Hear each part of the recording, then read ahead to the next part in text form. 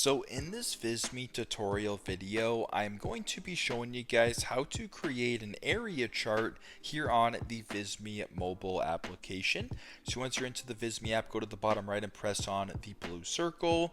Then under project type, I want you to go right in the middle and press on where it says charts and graphs.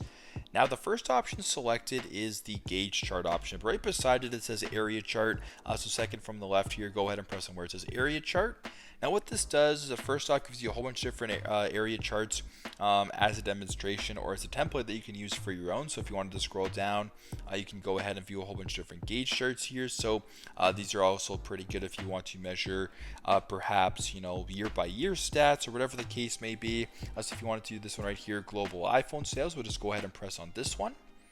It's now going to take a couple seconds to load this gauge chart template into the Visme application, but once that is done, which it will be fairly shortly here, you're now going to have a good idea on what a gauge chart could look like through this application. So if you were to zoom in a little bit more, so you can see it better. There's global iPhone sales from 2007 to 2018. So you can, of course, change this to whatever stat you want.